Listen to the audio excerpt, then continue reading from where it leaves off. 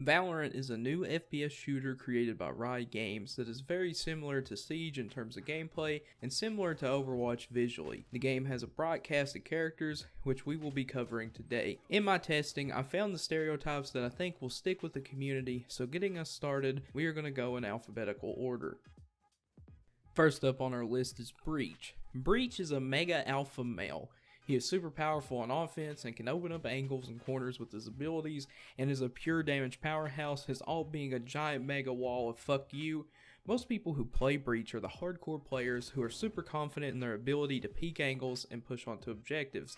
They aren't very objective focused and are more about getting frags, which most of the time they actually pull off decently well, but Breach players seem to be tryhards who actually have the ability to back up all their trash talk, and trust me, if you are losing the game, your Breach will be trash talking the entire fucking time.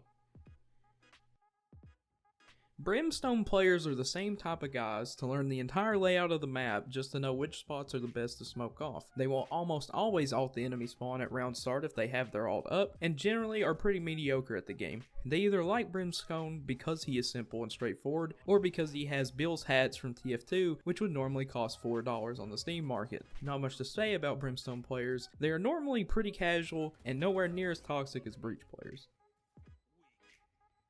Cypher players are the Rainbow Six Siege veterans who really have a fetish for watching people through cameras. You will find your local Cypher player at the nearest fitness center with his phone out recording all the yoga classes. They generally are pretty creepy and off-putting, but they're also very silent, so you don't have to worry about that. But God forbid if you get one talking or interact with them, you will hear inhuman horrors worse than when you browse 4chan at 3 AM. They are weird, but they are pretty solid at defense. However, they are extremely dead weight on offense, probably from their Siege experience.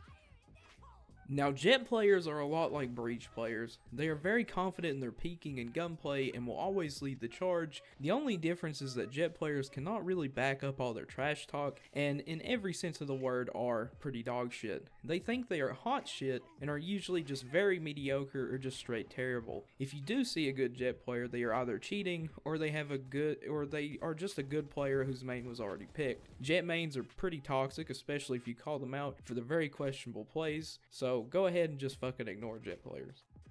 Omen. God, I fucking hate Omen players.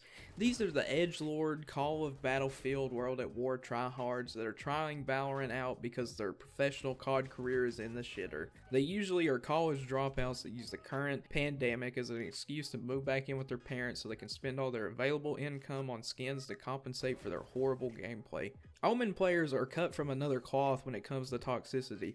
They put Jet players to fucking shame with their foul, cancerous existence. That or Omen players are legit 13 and their favorite anime character is Sasuke because he's so fucking edgy, and only listen to My Chemical Romance, praying one day that the band comes back from the fucking grave. Overall, fuck Omen players.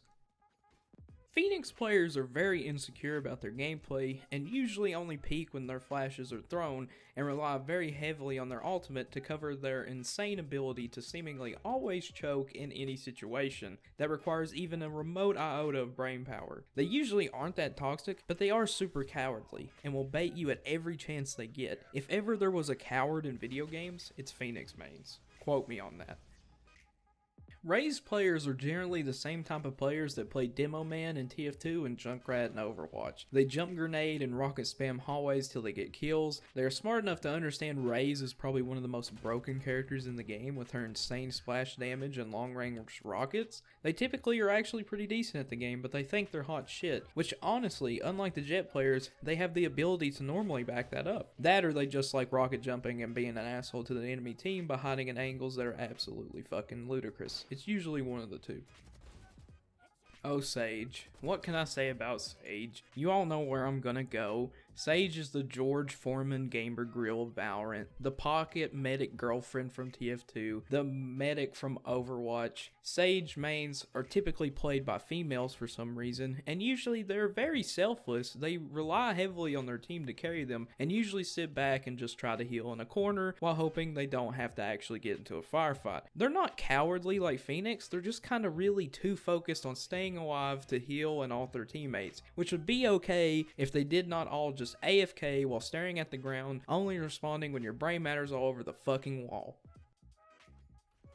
Sova players are generally the free thinkers. They usually get into the habit of always using their arrows to scout as much of the map as possible. And by that I mean, they will always go to the same spot and always shoot the arrow in the same goddamn spot every round. I don't know if they just expect something different to happen or are just legally insane by definition, but these guys stick to their guns no matter the fucking circumstances. And they use the same tactics every round.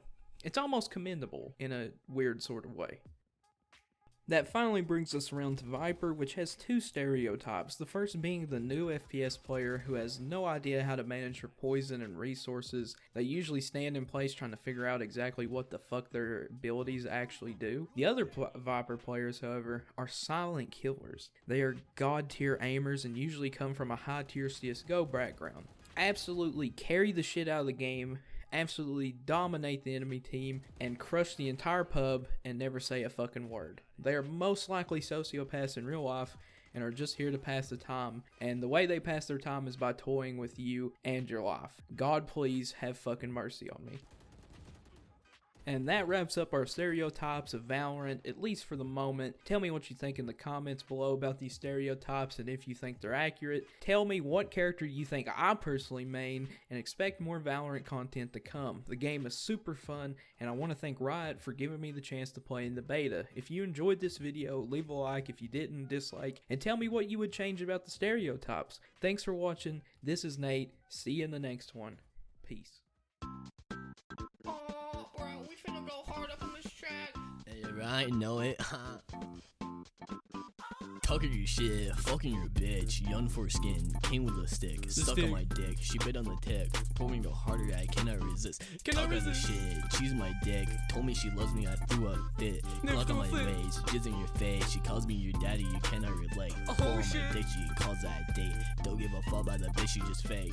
The bitch you just fake.